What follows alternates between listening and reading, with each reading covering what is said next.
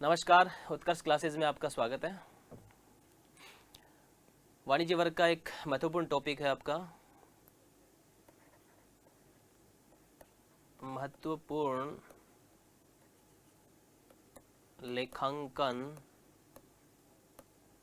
समायोजन।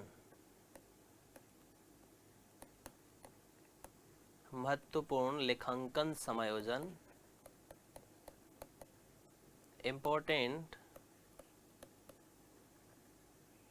Accounting adjustment. Important accounting adjustment. लेखांकन की जो अवस्थाएं हैं उसके अंदर जो प्रथम अवस्था जिसमें जर्नल बनाई जाती है, द्वितीय अवस्था जिसमें लेजर बनाया जाता है, तृतीय अवस्था जिसमें अंतिम सारांश यानी फाइनल अकाउंट बनाए जाते हैं। तो लेखांकन की अवस्थाओं में पहुंचते हैं तो कुछ ऐसी चीज़ें होती हैं या कुछ ऐसे लेन देन होते हैं जो अपन ट्रायल बैलेंस में या अंतिम खाते ट्रायल बैलेंस में लिखने से रह जाते हैं, यानी तलपट में लिखने से रह जाते हैं। तो उनके लिए क्या किया जाता है? समायोजन किया जाता है। कुछ महत्वपूर्ण समायोजन किया जाता है। यहाँ समायोजन को मैं 3 भागों में बांट रहा हूँ। नंबर फर्स्ट, समायोजन के लिए जो पहला है वो अंतिम प्रविष्टियाँ हो जाएगी आपकी।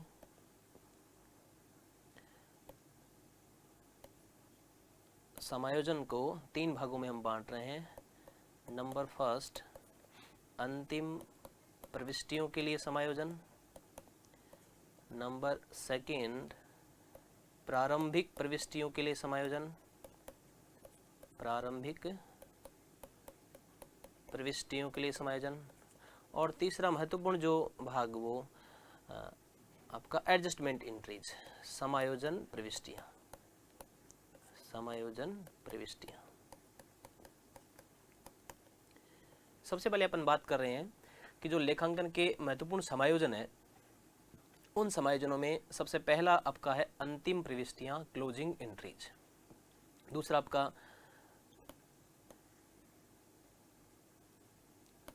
प्रारंभिक प्रविष्टियाँ और तीसरा समायोजन प्रविष्टियाँ। अंतिम प्रविष्टियों की हम सबसे पहले महत्वपूर्ण जो लेखांकन समायोजन है उसमें अंतिम प्रविष्टियाँ। अंतिम प्रविष्टियाँ, क्लोजिंग एंट्रीज।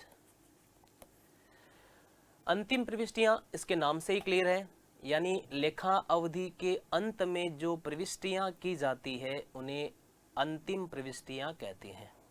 और अंतिम प्रविष्टियाँ लाभ हानि खाते और व्यापार खाते के मदों को बंद करने से संबंधित की जाती है। यानी ट्रेडिंग अकाउंट और P&L अकाउंट के अंदर जो मदें आती है उनको क्लोज जब करना हो तो उनके लिए अपन अंतिम प्रविष्टियाँ की जाती है।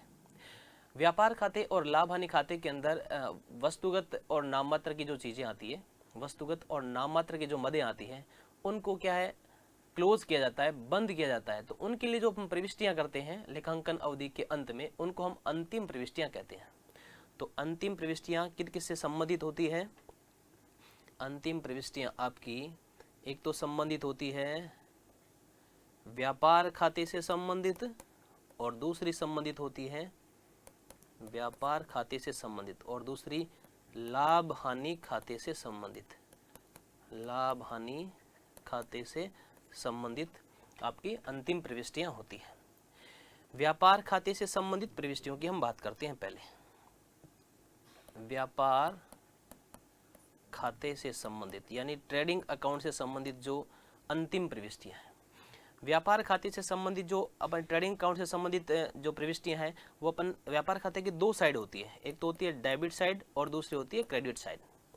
व्यापार खाते के 2 साइड होती है, left hand side debit side और right hand side credit side होती है।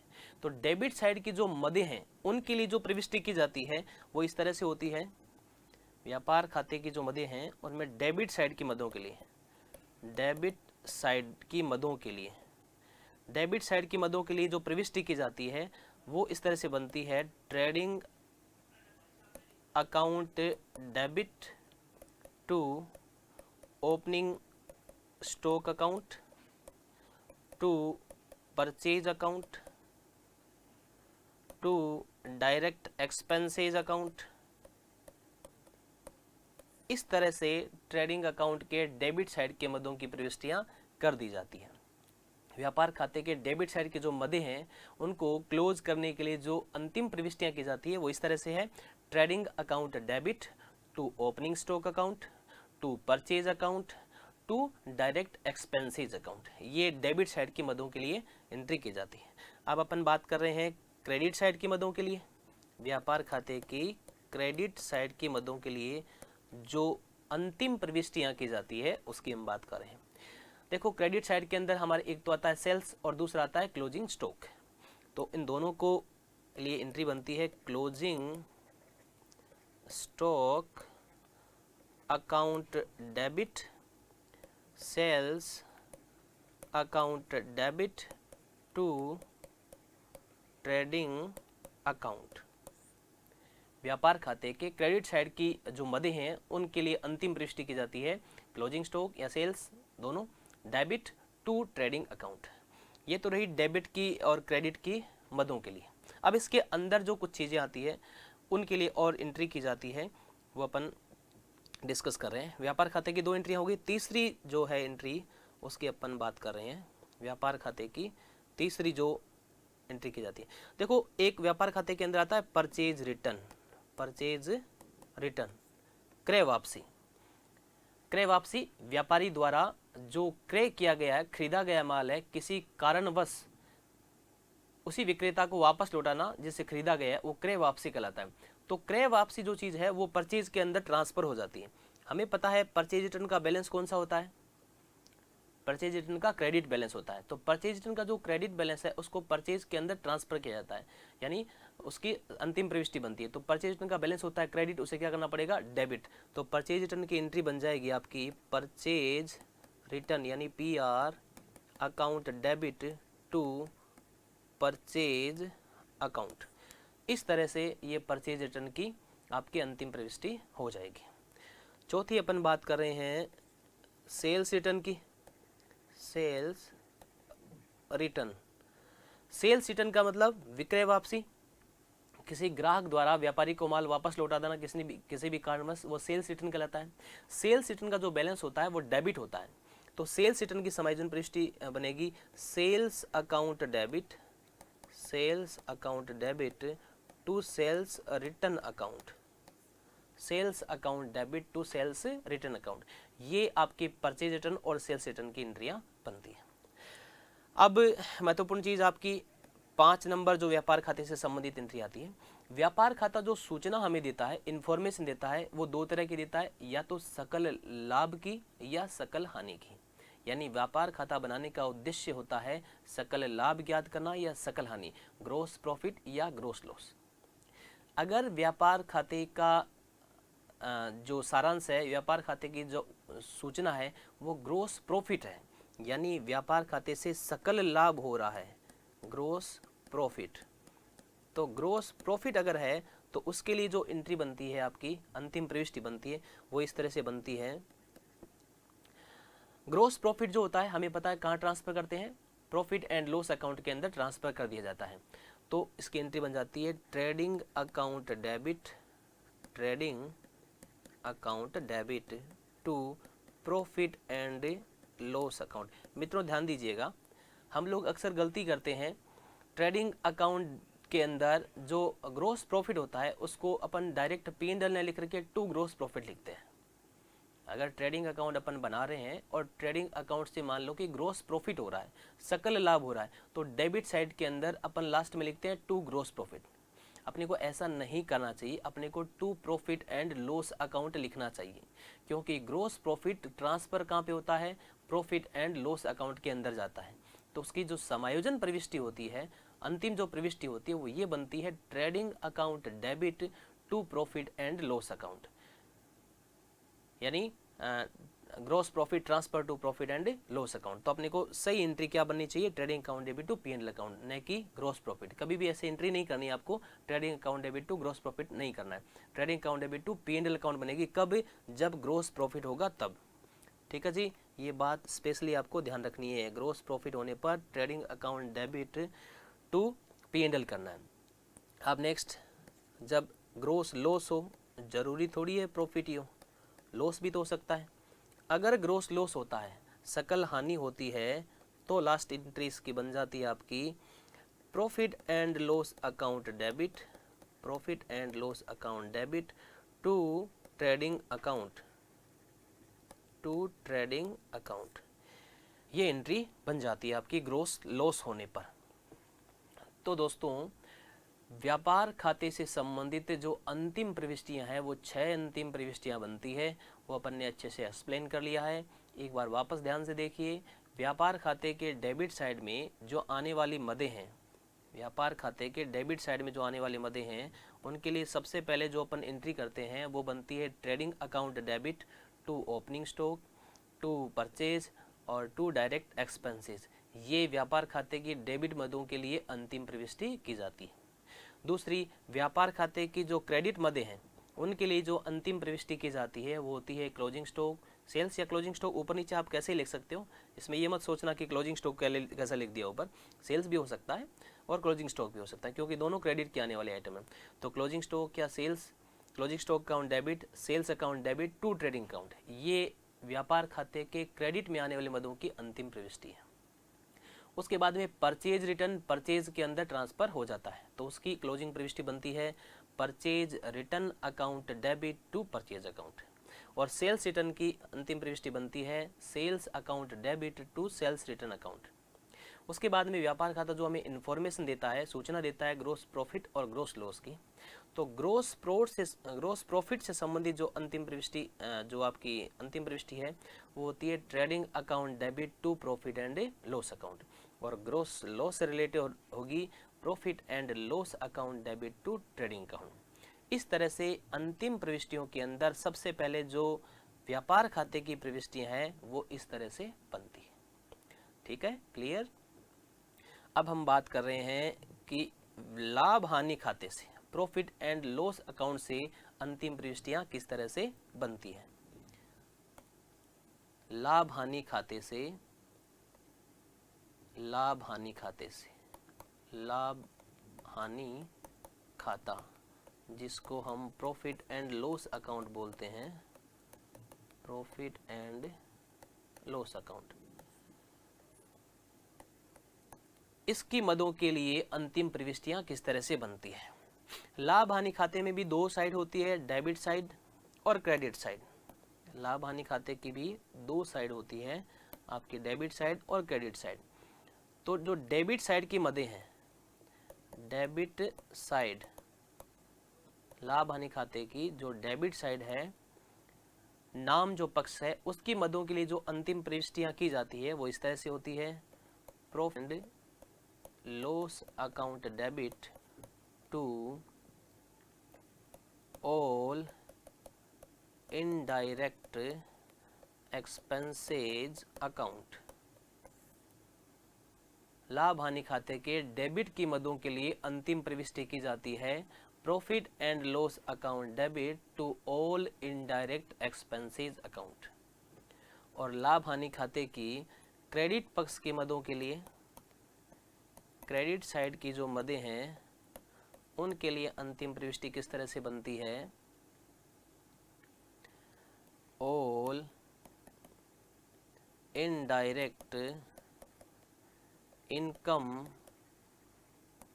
Account debit to profit and loss account. ये क्रेडिट साइड के मदों के लिए, लाभ हानि खाते के क्रेडिट साइड की मदों के लिए आपकी अंतिम प्रविष्टि बनती है। ठीक है जी। उसके बाद में हम बात करते हैं तीसरी जो लाभ हानि खाते के लिए अंतिम प्रविष्टि बनती है वो शुद्ध लाभ और शुद्ध हानि के लिए। तो यानी अगर लाभ हानि खाते का शेष नेट प्रॉफिट हो, लाभ हानि खाते का शेष अगर नेट प्रॉफिट हो, नेट प्रॉफिट शुद्ध लाभ, शुद्ध लाभ के लिए अंतिम प्रविष्टि। मित्रों यहाँ भी ध्यान देना है, हम गलती कर देते हैं, हम लिख देते हैं P&L account debit to net profit, ऐसा नहीं करना है। शुद्ध लाभ के लिए जो आपकी अंतिम प्रविष्टि होती है वो होती है profit and loss account debit, profit and loss account debit to capital account, to capital account, ये एंट्री बनती है अंतिम प्रविष्टि, क्योंकि जो प्रॉफिट एंड लॉस अकाउंट का जो नेट प्रॉफिट होता है वो कैपिटल अकाउंट में ट्रांसफर होता है, इसलिए नेट प्रॉफिट न लिख करके हमें कैपिटल अकाउंट लिखना चाहिए। तो नेट प्रॉफिट के लिए अंतिम प्रविष्टि बनती है profit and loss account debit to capital account. Clear? And last, अगर मान लो कि नेट प्रॉफिट की जगह प्रॉफिट एंड लॉस अकाउंट से क्या हो रहा हो, नेट लॉस हो रहा हो, यानी कि शुद्ध हानि हो रही है, शुद्ध हानि हो रही है और इसकी अपने को अंतिम प्रविष्टि करनी है, तो प्रविष्टि बनेगी आपकी capital account debit to profit and loss account.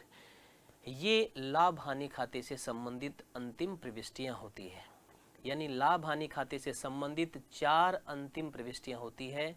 लाभ हानि खाते से संबंधित 4 अंतिम प्रविष्टियों में सबसे पहले हम बात करते हैं डेबिट साइड की मदों की। डेबिट साइड की मदें हैं, उनके लिए एंट्री होती है profit and loss account debit to all indirect expenses account.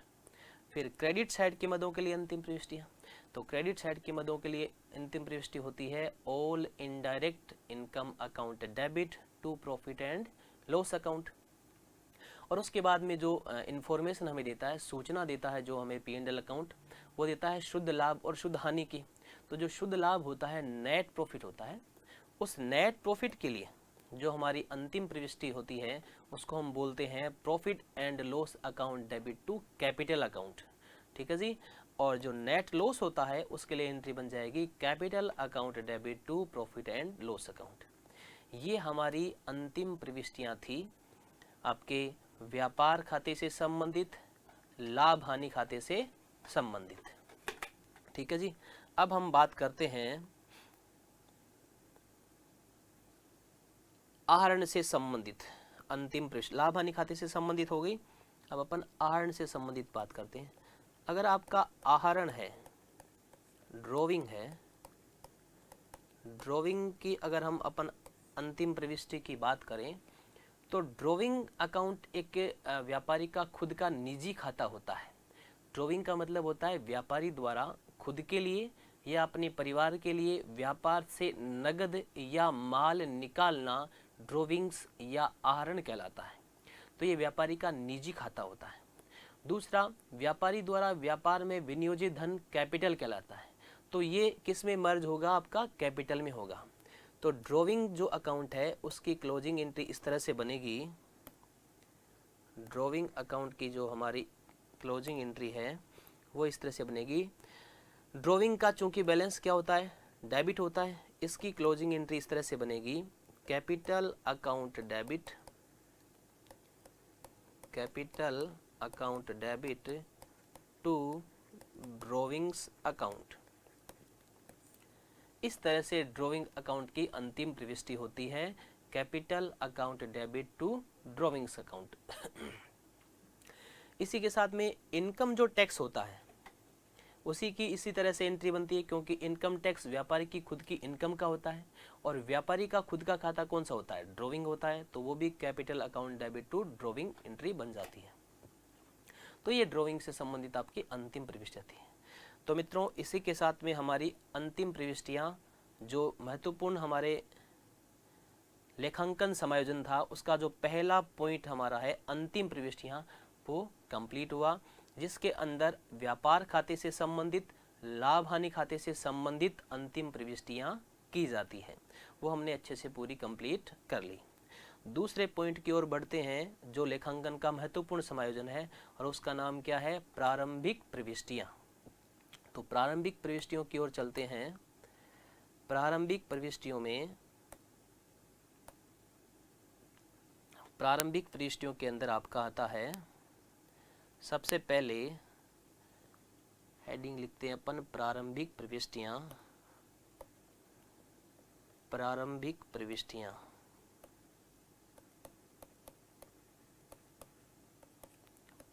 Opening entries, क्या बोलेंगे इनको? Opening entries. ओपनिंग एंट्रीज प्रारंभिक प्रविष्टियां।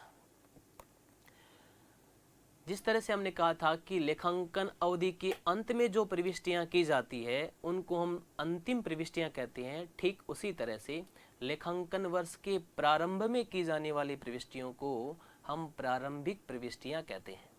ये खातों को खोलने के लिए की जाती है। प्रारंभिक प्रविष्टियां जो हमने अंतिम खाते जब बनाए थे, जब खातों को क्लोज किया था, तो उनको वापस खोलने के लिए जो प्रविष्टियां करते हैं उनको हम प्रारंभिक प्रविष्टियां कहते हैं। प्रारंभिक प्रविष्टियों के अंदर हम बात कर रहे हैं, प्रारंभिक प्रविष्टि किस तरह से करते हैं, ये एंट्री देख लीजिए आप। All assets account debit to all liabilities account, इस तरह से प्रारंभिक प्रविष्टि की जाती है। All assets account debit to all liabilities account, क्योंकि असेट्स का बैलेंस डेबिट होता है और लाइबिलिटीज का बैलेंस क्रेडिट होता है। तो अगर प्रारंभिक प्रविष्टियों से संबंधित क्वेश्चन बनता है, अगर प्रारंभिक प्रविष्टियों से संबंधित कोई प्रश्न आता है, तो उसके अंदर आपको कुछ मदें दे दी जाती है असेट्स की और कुछ मदें दे दी जाती है लाइबिलिटीज़ की, और फिर उनमें से कैश या कैपिटल में कुछ दे करके कई बार इस तरह से प्रश्न भी पूछ लिया जाता है ना। तो आपको ध्यान रखना है कि अगर आपको इसमें कहीं पे भी जितनी भी असेट्स आप नए खाते खोल रहे हो और असेट्स सारे लिख देते हो, अपन ऑल असेट्स लिख देते हैं, और लाइबिलिटीज़ भी लिख देते हैं, फिर डेबिट और क्रेडिट का टोटल बराबर नहीं आ रहा है, तो अगर क्रेडिट साइड में कम पड़ रही है अमाउंट, अगर राशि क्रेडिट में कम पड़ रही है, तो आप क्या करोगे, उसमें लिख दोगे क्रेडिट में राशि कम पड़ रही है, तो आप क्या करेंगे, वहाँ लिख दोगे to capital account balancing figure, to capital account balancing figure. ये तो रही क्रेडिट साइड की बात।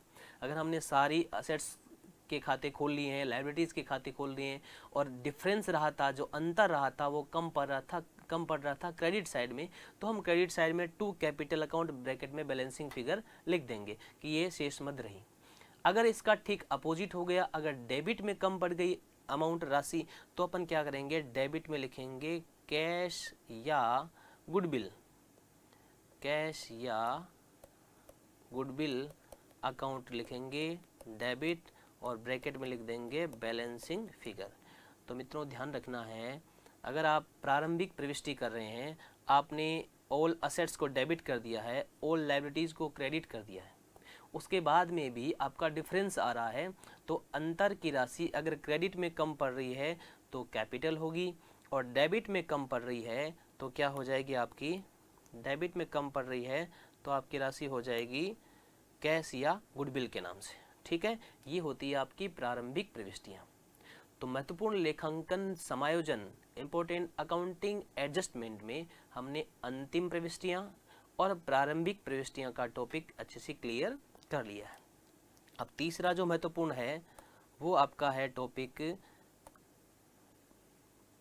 समायोजन प्रविष्टियाँ, समायोजन प्रविष्टियाँ, समायोजन प्रविष्टियाँ, जिनको अपन बोलते हैं एडजस्टमेंट एंट्रीज, एडजस्टमेंट एंट्रीज, समायोजन प्रविष्टियाँ। समायोजन प्रविष्टियों की हम बात करें तो उससे पहले हमें ये समझना जरूरी है कि समायोजन किसको बोलते हैं। तो लेखांकन अवधि के अंत में जो समायोजन के लिए प्रविष्टियां की जाती है उन्हें हम समायोजन प्रविष्टियां कहते हैं। अब बात रही समायोजन, एडजस्टमेंट। एडजस्टमेंट का मीनिंग ये है कि कुछ ऐसी चीज़ें होती है, क्या व्यापार जो ट्रेडिंग बिजनेस है वो व्यापार उपार्जन आधार पर किया जाता है। उपार्जन आधार का मतलब ये है कि लेखांकन वर्ष से संबंधित उन सभी मदों को लिखा जाता है जो चालू वर्ष से संबंधित है। चालू वर्ष का मतलब अगर आपका व्यापार 1 जनवरी से 31 दिसंबर है तो आपका 1 जनवरी से 31 दिसंबर चालू वर्ष होगा। अगर आपका व्यापार 1 अप्रैल से 31 मार्च यानी वित्तीय वर्ष वाला है तो आपका चालू वर्ष 1 अप्रैल से 31 मार्च होगा।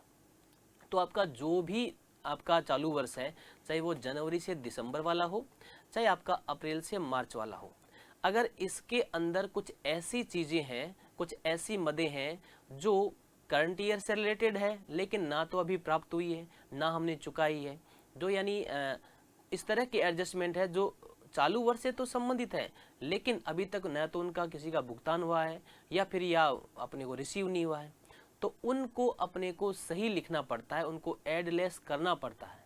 अगर हम ऐसा नहीं करते हैं, ये इस तरह के समायोजन अगर हम नहीं करते हैं तो हमें सही लाभ हानि और सही आर्थिक स्थिति का पता नहीं चलता है। इसलिए लेखांक अवधि के अंत में समायोजन प्रविष्टियां की जाती हैं। ठीक है, तो समायोजन जो प्रविष्टियां होती है उसके लिए कुछ महत्वपूर्ण समायोजन होते हैं, उन पर अपन डिस्कस कर रहे हैं। सबसे पहले अपन जो बात कर रहे हैं, जो महत्वपूर्ण हमारा समायोजन है, सबसे पहले वाला वो अपन लेते हैं। सबसे पहला महत्वपूर्ण समायोजन ले रहे हैं बकाया वे। बकाया वे जिसको हम आउटस्टैंडिंग एक्सपेंसेस बोलते हैं। आउटस्टैंडिंग एक्सपेंसेस हमारा महत्वपूर्ण समायोजन है, आउटस्टैंडिंग एक्सपेंसेस बकाया वे। दोस्तों, बकाया वे किसको बोलते हैं, पहले इसकी बात करते हैं। ऐसे वे जो चालू लेखा अवधि से संबंधित होते हैं लेकिन चालू लेखा अवधि में जिनका भुगतान नहीं किया जाता है, बकाया वे या आउटस्टैंडिंग एक्सपेंसेस कहलाते हैं। चालू वर्ष का मतलब मेरा वही है, अगर आपका वर्ष जनवरी से दिसंबर हो सकता है और अप्रैल से मार्च हो सकता है, तो यानी ऐसे खर्चे जो चालू लेखा अवधि से संबंधित है लेकिन चालू लेखा अवधि में उनका भुगतान हमने नहीं किया है, वो हमारे बकाया वे या आउटस्टैंडिंग एक्सपेंसेस कहलाते हैं। जो बकाया वे है उसका दूसरा नाम आपका एक्रूड एक्सपेंसेस भी है, यानी आपका पेंडिंग है, बाकी है, अभी तक आपने चुकाया नहीं है। तो बकाया वे की हमने अर्थ की हमने बात कर ली, इसके मीनिंग की हमने बात कर ली। अब कहते हैं कि इस बकाया वे के लिए एंट्री जो की जाती है उसको कैसे करते हैं आउटस्टैंडिंग एक्सपेंसेस के लिए। तो इसकी जो समायोजन प्रविष्टि जो होती है, इसकी जो एडजस्टमेंट एंट्री होती है वो इस तरह से होती है, expenses account debit, expenses account debit to outstanding expenses, to outstanding expenses account. बकाया वे की समायोजन प्रविष्टि होती है expenses account debit to outstanding expenses account. उसके बाद में बात करते हैं कि बकाया व्यय का समायोजन कैसे किया जाता है, यानी इसको अंतिम खातों में कैसे लिखा जाता है। तो इसका जो समायोजन जो होता है, समायोजन या इसका जो एडजस्टमेंट होता है वो दो जगह होता है। मित्रों ध्यान दीजिएगा, जितनी भी समायोजन प्रविष्टियां होगी वो अंतिम खातों में दो जगह जाएगी। समायोजन जो प्रविष्टियां में पढ़ रहे हैं वो अंतिम खातों में दो जगह पर जाएगी। दो जगह का मतलब या तो ट्रेडिंग या P&L, दोनों में से एक, और सेकंड आपका बैलेंस शीट। ट्रेडिंग या P&L तो जाएगी जाएगी, दोनों में से एक होगा, या तो ट्रेडिंग में या फिर P&L में, और दूसरा कंपलसरी होगा बैलेंस शीट में। यानी जितनी भी समायोजन प्रविष्टियां हैं दो जगह स्थानांतरित की जाती है, दो जगह उनके समायोजन किए जाते हैं। तो अपन पढ़ रहे हैं कि बकाया व्यय का जो समायोजन है वो कहाँ कहाँ पे किया जाएगा। तो बकाया व्यय का जो समायोजन है, पहला जो जगह है उसकी ट्रेडिंग या profit and loss account, trading या प्रॉफिट एंड लॉस अकाउंट के डेबिट साइड में जो संबंधित मद है उसमें जोड़ करके दिखाई जाएगी, ऐड करके, जोड़ करके, प्लस करके। यानी आउटस्टैंडिंग एक्सपेंसेस को ट्रेडिंग अकाउंट या प्रॉफिट एंड लॉस अकाउंट, व्यापार खाते या लाभ हानि खाते के डेबिट साइड में संबंधित मद में जोड़ करके दिखाया जाएगा। एक जगह तो हो गई। दूसरी जो है उसके समायोजन वो होगा बैलेंस शीट में, बैलेंस शीट में। तो बैलेंस शीट की लायबिलिटीज साइड में दिखाया जाता है, बैलेंस शीट की कौन सी साइड में? लायबिलिटीज साइड में। बकाया व्यय को दो जगह स्थानांतरित किया जाता है। नंबर 1, ट्रेडिंग या P&L अकाउंट के डेबिट साइड में संबंधित मद में जोड़कर, और दूसरा बैलेंस शीट की लायबिलिटी साइड में शो किया जाता है इसको। ठीक है, एक महत्वपूर्ण चीज इसमें ध्यान रखना है, अगर आपको बकाया व्यय दे रखा है ट्रायल बैलेंस के अंदर, यानी तलपट के अंदर दे रखा है, ये जो मैं पहले एडजस्टमेंट बताया इसका मतलब ट्रायल बैलेंस के नीचे दे रखा है, आपको ट्रायल बैलेंस दे रखा है उसके नीचे एडजस्टमेंट दे रखा है, तो इस तरह से करना है जो ऊपर बताए। लेकिन ट्रायल बैलेंस के अंदर ही दे रखा है, आपको तलपट के अंदर ही दे रखा है आपको आउटस्टैंडिंग एक्सपेंसेस, तो सिर्फ एक ही जगह जाएगा। अगर आपको आउटस्टैंडिंग एक्सपेंसेस तलपट के अंदर दे रखा है तो वो ओनली फॉर वन प्लेस, सिर्फ केवल एक ही जगह जाएगा, और वो एक ही जगह कौन सी होगी? Only balance sheet. और बैलेंस शीट की कौन सी साइड? वही लायबिलिटीज साइड। ये स्पेशली ध्यान रखना है। बकाया व्यय अगर तलपट के नीचे दे रखा है तो दो जगह एडजस्ट किया जाएगा, ट्रेडिंग या P&L के डेबिट साइड में संबंधित मद में जोड़कर, और बैलेंस शीट की लायबिलिटी साइड में। लेकिन अगर बकाया व्यय आपको केवल आपको ट्रायल बैलेंस के अंदर दे रखा है तो सिर्फ और सिर्फ बैलेंस शीट में जाएगा, और बैलेंस शीट की कौन सी साइड में जाएगा? लायबिलिटी साइड में। ये बकाया व्यय का एडजस्टमेंट था। एक छोटा सा एग्जांपल लेते हैं अपन बकाया व्यय का, कि वेतन 11,000 रुपये, वेतन 11,000 रुपये 11 माह का चुकाया। वेतन 11,000 रुपये 11 माह का चुकाया। देखो जी, लेखांकन जो अवधि होती है वो 12 महीने की होती है, यानी आपको वेतन 12 महीने का चुकाना चाहिए था, लेकिन आपने कितना चुकाया? 11 महीने का, यानी एक महीने का वेतन क्या रहा आपका? सैलरी क्या रही? बाकी रही आपकी। तो अपन पता लगाते हैं कि एक महीने की सैलरी कितनी है। तो अपने को पता है 11,000 रुपये अगर 11 महीने का वेतन है तो एक महीने का वेतन कितना हो गया जी? एक महीने का वेतन अपना हो गया 1,000 रुपये।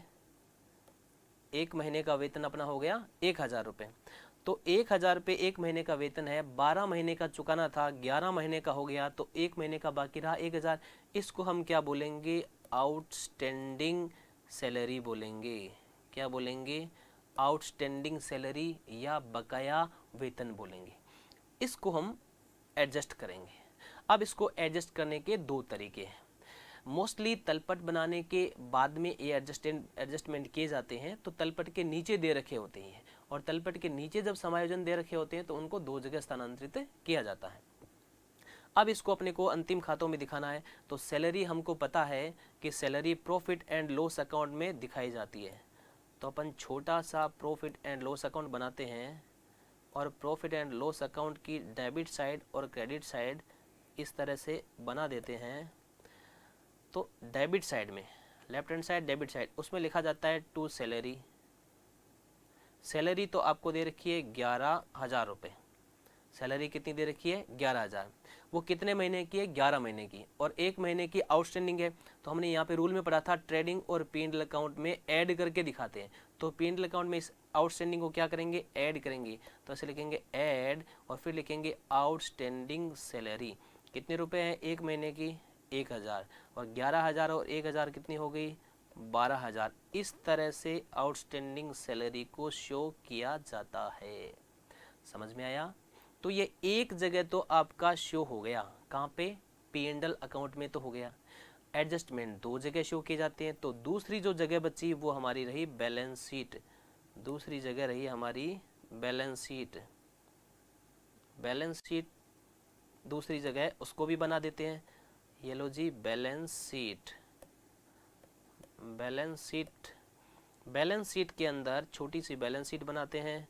बैलेंस शीट के अंदर लायबिलिटी साइड होती है और असेट साइड होती है ना। ये वाली साइड कौन सी है हमारी? लायबिलिटी साइड है, और ये वाली साइड हमारी कौन सी है? असेट साइड है। अब अपने को इसमें शो करना है, तो शो करेंगे तो किस तरह से करेंगे? अपने को यहाँ पे लिख रखा है बैलेंस शीट की कौन सी साइड में जाएगा आउटस्टैंडिंग? लेफ्टी साइड में जाएगा। तो यहाँ लिख देंगे आउटस्टैंडिंग सैलरी, बैलेंस शीट की लेफ्टी साइड में आउटस्टैंडिंग सैलरी, और आउटस्टैंडिंग की अमाउंट कितनी है 1000। इस तरह से ये शो किया जाएगा। ये आपका पहला महत्वपूर्ण समायोजन था बकाया व्यय का। ठीक है जी, एक बार ध्यान से देखिए, वेतन 11,000 रुपये 11 माह का चुकाया था, 12 महीने का चुकाना चाहिए था। तो हमने निकाला 11,000 रुपये 11 महीना का है, तो एक महीने का कितना हो गया 1,000 रुपये। 1,000 रुपये एक महीने का आपने चुकाया नहीं, 12 महीने का चुकाना था, तो ये कहलाता है बकाया व्यय आउटस्टैंडिंग, और उस व्यय का नाम क्या है सैलरी। तो इसकी एंट्री, सॉरी मैंने एंट्री करना भूल गया था, मैंने डायरेक्ट प्रेजेंटेशन दे दिया। इसकी एंट्री क्या बनेगी, एंट्री इस तरह से बनेगी, पहले एंट्री की जाती है उसके बाद में शो करते हैं। तो एंट्री इस तरह से होगी, एक्सपेंसेज, एंट्री क्या थी अपनी, expenses account debit to outstanding expenses. तो एक्सपेंसेज का यहाँ पे नाम है हमारे पास, तो एक्सपेंसेज का नाम लिखेंगे सैलरी अकाउंट डेबिट, एक्सपेंसेज का नाम है। और सैलरी किस तरह से है, outstanding salary to outstanding salary, 1000 और 1000, 1000 1000। अब ये एंट्री करने के बाद में, इस तरह से एंट्री करने के बाद में आपको P&L अकाउंट और बैलेंस शीट में शो करना है। ठीक है, तो सैलरी P&L के अंदर 11,000 थी पहले से 11 महीने की, और आउटस्टैंडिंग को क्या करना, ऐड करना, 12,000 रुपये बाहर दिखा देंगे, और बैलेंस शीट की कौन सी साइड में, लेफ्टी साइड के अंदर दिखाया जाएगा। ये आपका बकाया व्यय आउटस्टैंडिंग एक्सपेंसेस का एडजस्टमेंट कंप्लीट हो गया। ठीक है जी, दूसरा अपन कर रहे हैं एडजस्टमेंट आपका पूर्वदत्त व्यय, पूर्वदत्त व्यय जिसको हम बोलते हैं prepaid expenses, prepaid expenses. Purvadatta व्यय को अनएक्सपायर्ड एक्सपेंसेज भी बोलते हैं, यानी ऐसा एक्सपेंसेज जो लेखा अवधि में एक्सपायर नहीं हुआ है, एक्स्ट्रा में पे कर रखा है, वो होता है पूर्वदत्त। तो इन्हें अनएक्सपायर्ड एक्सपेंसेस भी बोलते हैं। पूर्वदत्त के अर्थ की बात करते हैं, ऐसे वे जो आगामी लेखावधि से संबंधित होते हैं लेकिन जिनका भुगतान चालू लेखावधि में कर दिया जाता है, पूर्वदत्त व्यय कहलाते हैं। ध्यान से सुनना, ऐसे वे जो आगामी लेखावधि से संबंधित होते हैं लेकिन जिनका भुगतान चालू लेखावधि में कर दिया जाता है, उन्हें पूर्वदत्त व्यय या प्रीपेड एक्सपेंसेस बोलते हैं। चालू लेखावधि तो मान लेते हैं कि हमारा अकाउंटिंग ईयर तो है 2017-18, और आपने एडवांस में 18-19 का पेमेंट कर दिया, तो वो आपका हो गया पूर्वदत्त व्यय। सबसे पहले बात करते हैं पूर्वदत्त व्यय की एडजस्टमेंट एंट्री क्या की जाती है। एडजस्टमेंट एंट्री, समायोजन प्रविष्टि, तो इसकी एंट्री होती है prepaid expenses account debit to expenses account. पूर्वदत्त व्यय प्रीपेड एक्सपेंसेस की एडजस्टमेंट एंट्री, समायोजन प्रविष्टि होती है prepaid expenses account debit to expenses account. ठीक है जी, ये एडजस्टमेंट इंटरेस्ट की होती है। अब हम बात करते हैं कि अगर पूर्वदत्त व्यय हो तो इसका समायोजन, यानी कहाँ कहाँ पर इसको दिखाया जाएगा, इसका एडजस्टमेंट कहाँ कहाँ पर किया जाएगा। तो सबसे पहला आपका इसका एडजस्टमेंट है वो ट्रेडिंग अकाउंट या प्रॉफिट एंड लॉस अकाउंट, दोनों में से एक जगह। ट्रेडिंग अकाउंट या प्रॉफिट एंड लॉस अकाउंट के डेबिट साइड में संबंधित मद में से घटाकर, संबंधित मद में से लेस करके दिखाया जाता है। ट्रेडिंग और P&L अकाउंट के डेबिट साइड में, ट्रेडिंग और P&L अकाउंट के डेबिट साइड में संबंधित मद में से क्या करते हैं, घटा करके दिखाते हैं, लेस करके दिखाते हैं, घटा कर। संबंधित मद में से, ट्रेडिंग और P&L अकाउंट में से संबंधित मद में से घटा करके दिखाएंगे। दूसरा जो एडजस्टमेंट इसका किया जाएगा, दूसरा जो समायोजन इसका किया जाएगा वो होगा बैलेंस शीट की, बैलेंस शीट की कौन सी साइड में, एसेट साइड में, बैलेंस शीट की एसेट साइड में इसको दिखाया जाएगा। ये आपके पूर्वदत्त व्यय का एडजस्टमेंट है।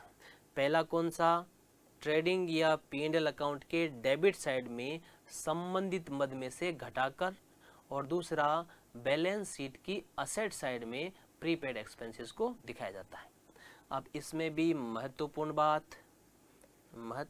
बात इसकी ये है कि अगर पूर्वदत्त व्यय यानी प्रीपेड एक्सपेंसेस ट्रायल बैलेंस के अंदर लिखा हुआ है, तो सिर्फ केवल एक ही जगह दिखाया जाएगा बैलेंस शीट में। यानी अगर ट्रायल बैलेंस में लिखा गया है पूर्वदत्त व्यय, तो केवल बैलेंस शीट की असेट साइड में ही दिखाएंगे और कहीं पे नहीं दिखाएंगे। ऐसा कब करना है? जब प्रीपेड एक्सपेंसेस ट्रायल बैलेंस के अंदर दे रखा हो, तो आपको केवल एक ही जगह दिखाना है, बैलेंस शीट की असेट साइड में। और अगर पूर्वदत्त व्यय प्रीपेड एक्सपेंसेस ट्रायल बैलेंस के नीचे दे रखा हो, ट्रायल बैलेंस कंप्लीट कर रखा है, ट्रायल बैलेंस का टोटल लगा रखा है और नीचे बाद में दे रखा है पूर्वदत्त व्यय, तो वो हमेशा दो जगह जाएगा। ट्रेडिंग या P&L के डेबिट साइड में संबंधित मद में से घटेगा और बैलेंस शीट की असेट साइड में जाएगा। ये रही बात आपकी पूर्वदत्त व्यय की। अब हम पूर्वदत्त व्यय के एडजस्टमेंट हमने कर लिया। अब पूर्वदत्त व्यय के एक छोटे से एग्जाम्पल की बात करते हैं। पूर्वदत्त व्यय का एक एग्जाम्पल लेते हैं कि इंश्योरेंस प्रीमियम यानी बीमा प्रीमियम 12,000 रुपये, इंश्योरेंस प्रीमियम बीमा प्रीमियम 12,000 रुपये 1 अप्रैल 2017 को चुकाया। इंश्योरेंस प्रीमियम 12,000 रुपये 1 अप्रैल 2017 को चुकाया और खाते जो हमारे अकाउंट है, खाते 31 दिसंबर 2017 को बंद किए जाते हैं। खाते हम बंद कब कर रहे हैं? 31 दिसंबर 2017 को बंद कर रहे हैं। देखो भाई, इंश्योरेंस प्रीमियम कितना है? 12,000। कब पे किया गया है? 1 अप्रैल 2017 को। खाते बंद कब करते हैं? 31 दिसंबर को। यानी अप्रैल से दिसंबर तक का ही अपने को पे करना था, लेकिन अपने इंश्योरेंस प्रीमियम 12,000 रुपये पूरे साल भर का, ठीक है ना, इंश्योरेंस प्रीमियम पूरे साल भर का है। ये 31 दिसंबर तक खाते बंद किए जाते हैं। तो अपन यहाँ बात कर रहे हैं, छोटे से एक डायग्राम सा बना रहे हैं, देखना इसको ध्यान से।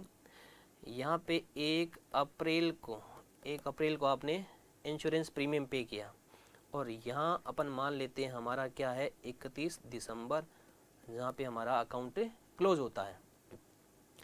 तो यहाँ से यहाँ तक का चुकाना था अपने को, इंश्योरेंस प्रीमियम यहाँ से यहाँ तक का पे करना था। लेकिन हमने कहाँ तक का पे किया? अप्रैल को अगर पे किया और 12 महीने का पे किया, तो यानी मार्च तक का होगा, अप्रैल से मार्च तक का होगा। तो यहाँ पर थोड़ा एक्स्ट्रा बढ़ गए थे हमने यहाँ तक का पे कर दिया, यहाँ तक का। इसको अपन मान रहे हैं 31 मार्च 2000, ये तो 2017 है और ये 2018 है। तो 1 अप्रैल 2017 को अपन ने जो इंश्योरेंस प्रीमियम चुकाया था वो 31 दिसंबर तक, अप्रैल से दिसंबर तक कितना, 9 मंथ का ही पे करना था अपने को, 9 महीने का ही अपने को इंश्योरेंस प्रीमियम यानी 9,000 रुपये ही पे करना था। लेकिन अपन इंश्योरेंस कंपनी को तो पूरा देना पड़ता है, पूरे साल भर का, लेकिन अपने ने पूरा देना पड़ा, एडवांस देना पड़ा अपने को। कितना देना पड़ा? ये 3 महीने का, 3 मंथ का एक्स्ट्रा देना पड़ा। तो ये 3 मंथ का जो है एक्स्ट्रा जो देना पड़ रहा है वो हमारा क्या होता है? प्रीपेड है, एडवांस में दिया गया है, ठीक है, ये प्रीपेड दिया गया है। अब इसकी अपन बात करें कि इसको कैसे करेंगे, निकालते हैं अपन इसका। पूरा 12 महीने का आपने, पूरे 12 महीने का इंश्योरेंस प्रीमियम आपने 12 महीने का चुकाया है 12,000। अपने को चुकाना कितना चाहिए था? अप्रैल से लेकर दिसंबर तक का। अप्रैल से दिसंबर 9 महीने होते हैं, तो 9 महीने का अगर हम निकालें तो 9 महीने का ये होता आपका 9,000, यानी ये करंट ईयर का है। करंट ईयर का प्रीमियम कितना पे करना था? 9,000 पे करना था, लेकिन हमने एडवांस में दे दिया प्रीपेड। प्रीपेड कितना किया है ये अपन निकाल रहे हैं। अगर 12,000 रुपये 12 महीने का होता है, अपने एडवांस कितने महीने का दिया है, 3 महीने का, तो कितना हो जाएगा 3,000 रुपये। ये अपन ने एक्स्ट्रा दिया है, एडवांस में दिया है। ये क्या कहलाता है, हमारा प्रीपेड एक्सपेंसेस कहलाता है, प्रीपेड इंश्योरेंस प्रीमियम कहलाता है। तो वापस देखिएगा ध्यान से, इंश्योरेंस प्रीमियम 12,000 रुपये 12 महीने का 1 अप्रैल को चुकाया 2017 को, और खाते कब बंद किए जाते हैं, 31 दिसंबर को बंद किए जाते हैं। तो हमने देखा कि 9 महीने का ही अपने को पे करना चाहिए था, क्योंकि दिसंबर को तो हमारे खाते क्लोज हो जाते हैं, लेकिन हमें पे कितना करना पड़ा, 12 महीने का। तो 3 महीने का हमने ये 3 महीने का क्या है, एक्स्ट्रा दिया है। ये हमारा 3 महीने का प्रीपेड इंश्योरेंस प्रीमियम है। ये प्रीपेड जो इंश्योरेंस प्रीमियम है, इसके लिए जो एंट्री करते हैं इसको अपन समायोजन प्रविष्टि बोलते हैं। तो इसकी एंट्री क्या की जाएगी, इसकी अब एंट्री बनेगी prepaid insurance premium account debit to insurance premium account, ये इसकी एंट्री बन जाएगी। एडजस्टमेंट एंट्री क्या बन गई, prepaid insurance premium account debit to insurance premium. अब इसका क्या होगा, प्रेजेंटेशन होगा, समायोजन होगा, 2 जगह होगा। चूंकि हमें पता है इंश्योरेंस प्रीमियम क्या है, अप्रत्यक्ष खर्चा है, तो ये कहाँ जाएगा, प्रॉफिट एंड लॉस अकाउंट में। तो प्रॉफिट एंड लॉस अकाउंट के डेबिट साइड में इसको शो करेंगे। डेबिट साइड में लिखेंगे टू इंश्योरेंस प्रीमियम, कितना लिखेंगे, 12,000। लेकिन प्रीपेड को हम एडजस्टमेंट में हमने लिख रखा है कि इसको क्या करते हैं, संबंधित मद में से घटाते हैं। तो जो प्रीपेड है उसको अपन क्या कर देंगे, माइनस कर देंगे 3,000। 12 में से 3,000 माइनस कर देंगे तो कितना बचेगा जी, 9,000 रुपये P&L के डेबिट में शो कर दिया जाएगा। और दूसरा जो एडजस्टमेंट होगा वो होगा बैलेंस शीट के अंदर। तो बैलेंस शीट के अंदर आपको क्या करना है, बैलेंस शीट के असेट साइड में लिख देना है प्रीपेड इंश्योरेंस प्रीमियम, कितना, 3,000 रुपये। इस तरह से आपका प्रीपेड इंश्योरेंस प्रीमियम का एडजस्टमेंट हो जाएगा। तो ये आपका पूर्वदत्त वे था। पूर्वदत्त वे किन को बोलते हैं, ऐसे वे जो आगामी लेखावधि से संबंधित है लेकिन चालू लेखावधि में आपने भुगतान कर दिया। एंट्री की जाती है prepaid expenses account debit to expenses account, और बैलेंस इसको दिखाते कैसे हैं, ट्रेडिंग या P&L अकाउंट में संबंधित मद में से घटाकर, और बैलेंस शीट की असेट साइड में। और फिर हमने एग्जांपल से इसको क्लियर कर दिया। और अगर ट्रायल बैलेंस में दे रखा है प्रीपेड, तो उसको केवल बैलेंस शीट की असेट साइड में ही दिखाते हैं। ये हमारे 2 महत्वपूर्ण समायोजन हो गए, बकाया वे और पूर्वदत्त वे। नेक्स्ट अपन बात करते हैं, तीसरे समायोजन की बात करते हैं।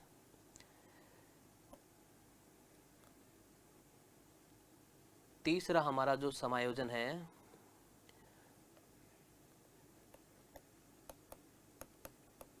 समायोजन प्रविष्टियां के अंदर तीसरा हमारा समायोजन, 2 हमारे समायोजन हो गए।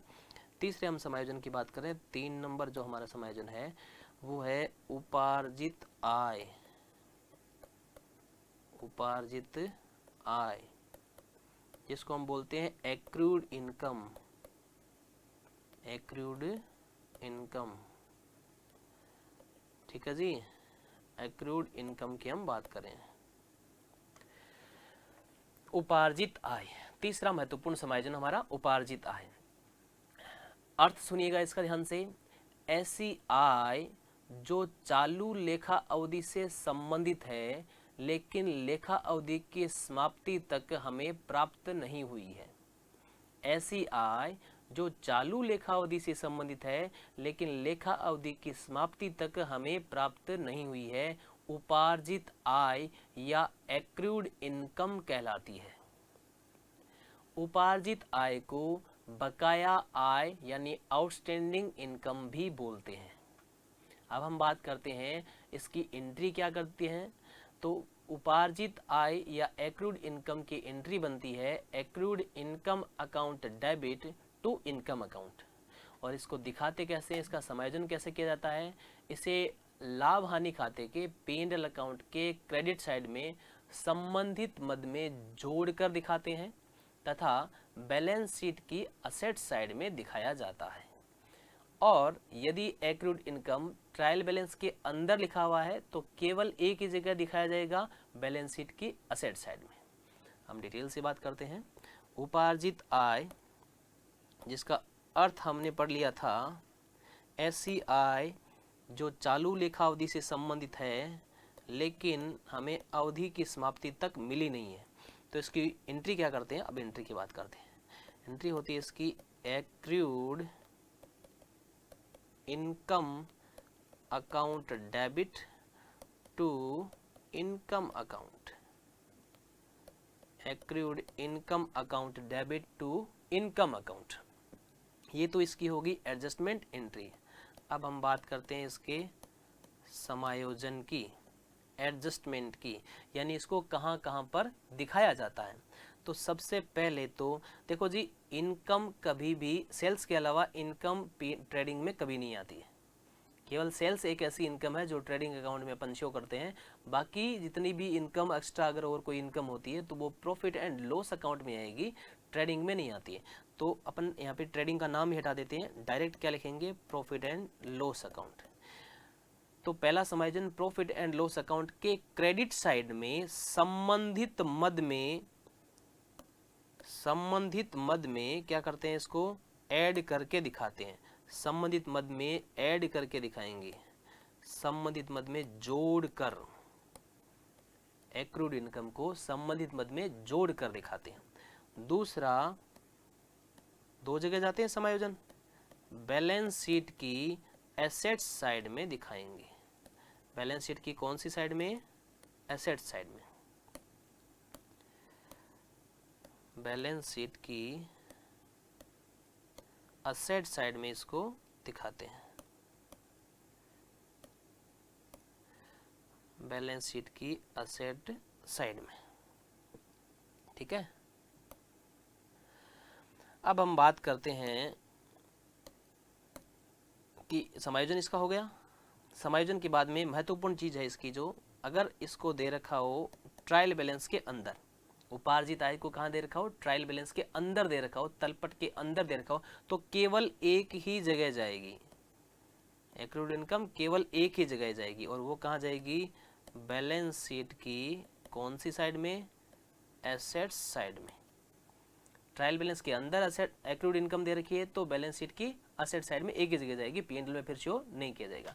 और अगर तलपट के नीचे समायोजन के रूप में दे रखा है आपका उपार्जित आय, तो दोनों जगह जाएगी, पी एंड एल में भी जाएगी और बैलेंस शीट में भी जाएगी। ये आपका उपार्जित आय की हमने समझ लिया है। अब हम बात करते हैं इसके एक छोटे से एग्जाम्पल की। कोई एक इनकम ले लेते हैं जो हमने अर्न तो कर लिया लेकिन प्राप्त नहीं हुआ है। जैसे किराया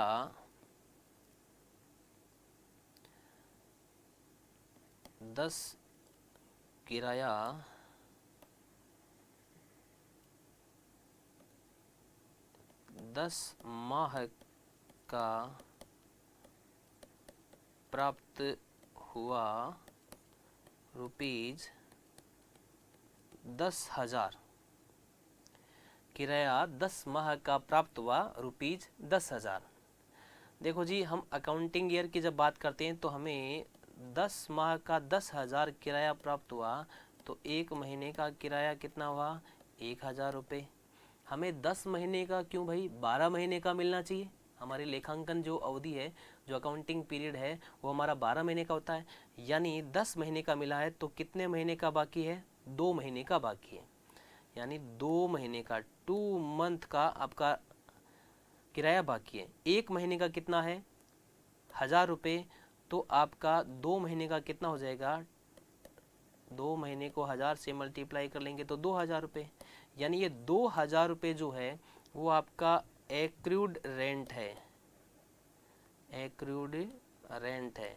आपने अर्जित तो कर लिया है, उपार्जित तो कर लिया, लेकिन आपको अभी तक मिला नहीं है। इस एक्रूड रेंट की फिर एंट्री की जाती है। तो इस एक्रूड रेंट की एंट्री क्या बनेगी, accrued rent account debit to rent account. कितने रुपए, 2,000 रुपये। Accrued rent account debit to rent account 2,000 रुपये। ठीक है जी, ये हमने एंट्री कर दी। तो सबसे पहला महत्वपूर्ण काम होता है एंट्री करने का। एंट्री के बाद में होता है इसका प्रेजेंटेशन। शो कैसे करेंगे? अब इसको शो कैसे करेंगे? दो जगह शो करना, एक तो प्रॉफिट एंड लॉस अकाउंट में। प्रॉफिट एंड लॉस अकाउंट में जब इसको शो करेंगे तो प्रॉफिट एंड लॉस अकाउंट बनाएंगे, और प्रॉफिट एंड लॉस अकाउंट में डेबिट साइड और credit side, left hand side debit side, एक ये इनकम है इसलिए किस साइड में जाएगी? क्रेडिट साइड में। Bye rent, bye rent. Rent 10 महीने का कितना दे रखा है आपको? 10,000 रुपये। 10,000 रुपये दे रखा है आपको। एक्रूड कितना है? 2,000 रुपये, 2 महीने का, 2 × 1,000, 2,000 रुपये। P&L में संबंधित मद में क्या करते हैं? इसको ऐड करते हैं। तो अपन क्या करेंगे? Plus accrued ACC rent, accrued rent दिखा देंगे 2,000, तो 10 और 2 कितने हो जाएंगे? 12,000। इस तरह से इसको P&L के क्रेडिट साइड में संबंधित रेंट में ऐड करके जोड़ करके दिखाएंगे। समझ में आ गया? दूसरा इसको दिखाते हैं बैलेंस शीट में। बैलेंस शीट की दो side, left hand side library side और right hand side asset side. तो इसको दिखाया जाता है एसेट साइड में। ये right hand side asset side होती है, इसमें दिखाएंगे एक्रूड रेंट कितने रुपए? 2,000 रुपये। इस तरह से इसका एडजस्टमेंट किया जाता है। तो ध्यान से देखिएगा, उपार्जित आय ऐसी आय जो चालू लेखावधि से संबंधित है लेकिन लेखावधि की समाप्ति तक हमें प्राप्त नहीं हुई है, उपार्जित आय कहलाती है। उपार्जित आय को संबंध एंट्री बनती है accrued income account debit to income account, और इसको संबंधित मद में P&L अकाउंट के क्रेडिट साइड में संबंधित मद में जोड़ करके दिखाते हैं और बैलेंस शीट की असेट साइड में दिखाते हैं। और एग्जाम्पल से हमने इसको क्लियर कर लिया, अच्छे से समझ लिया है। चौथा अपन बात कर रहे हैं, चौथी जो हमारी आय है वो है अनुपार्जित आय। अनुपार्जित आय जिसको हम बोलते हैं अनअर्न्ड इनकम। अनुपार्जित आय, अनअर्न्ड इनकम जिसको हम बोलते हैं, अनअर्न्ड इनकम, अनुपार्जित आय। ध्यान से समझिएगा, अनुपार्जित आय अनअर्न्ड इनकम ऐसी आय जो आगामी लेखावधि से संबंधित है लेकिन चालू लेखावधि में ही प्राप्त हो गई है। अच्छे मजे बन गए अपने तो। यानी ऐसी आय जो आगामी लेखावधि से संबंधित है लेकिन चालू लेखावधि में मिल गई, इसको अग्रिम प्राप्त आय भी बोलते हैं, इनकम रिसीव्ड इन एडवांस भी बोलते हैं। यानी ऐसी आय जो अगले साल की है, आगामी वर्ष की है और चालू वर्ष में अपने को मिल गई, वो हमारी अनुपार्जित आय। तो अनुपार्जित आय की भी अपन एंट्री की बात करते हैं कि इसकी प्रविष्टि, समायोजन प्रविष्टि क्या बनती है। इसकी प्रविष्टि बनती है income account debit to unearned income. Income account debit to unearned income या income account debit to income received in advance, ये इसकी एंट्री बनती है। फिर हम इसके समायोजन की बात करते हैं कि इसका समायोजन कैसे किया जाता है। समायोजन के अंदर सबसे पहले, चूँकि ये भी इनकम है इसलिए ट्रेडिंग अकाउंट का तो सवाल ही नहीं है, P&L अकाउंट ये आएगा। तो प्रॉफिट एंड लॉस अकाउंट के क्रेडिट साइड में, प्रॉफिट एंड लॉस अकाउंट के क्रेडिट साइड में संबंधित मद में से घटाकर, संबंधित मद में से घटाकर दिखाते हैं। और दूसरी जो महत्वपूर्ण समायोजन है जगह इसकी, वो बैलेंस शीट की कौन सी साइड में? लायबिलिटीज साइड में। बैलेंस शीट की लायबिलिटीज साइड में इसको दिखाया जाता है। तो अनुपार्जित आय की एंट्री होती है income account debit to unearned income, और समायोजन इसका दो जगह पे किया जाता है। एक तो प्रॉफिट एंड लॉस अकाउंट के क्रेडिट साइड में संबंधित मद में से घटाकर, तथा दूसरा बैलेंस शीट की लायबिलिटीज साइड में इसको दिखाया जाता है। इसकी भी एक महत्वपूर्ण बात, इसकी महत्वपूर्ण चीज ये कि अगर आपको अनुपार्जित आय अनअर्न्ड इनकम तलपट के अंदर, ट्रायल बैलेंस के अंदर दे रखी है तो उसको केवल एक ही जगह दिखाया जाएगा, केवल एक जगह, केवल बैलेंस शीट की कौन सी साइड में, बैलेंस शीट की लायबिलिटी साइड में इसको दिखा देंगे। बाकी कहीं पे भी शो इसको नहीं किया जाएगा, केवल एक ही जगह दिखाएंगे। कब? जब ट्रायल बैलेंस के अंदर आपको अनअर्न्ड इनकम दे रखी है। ठीक है, ये हमारी अनुपार्जित आय का एनालिसिस हो गया। एक एग्जांपल से समझते हैं इसको भी, अनुपार्जित आय को भी एक हम एग्जांपल से समझते हैं। एग्जांपल जैसे आपको दे रखा है, आपको ऐसे दे दिया कि कमीशन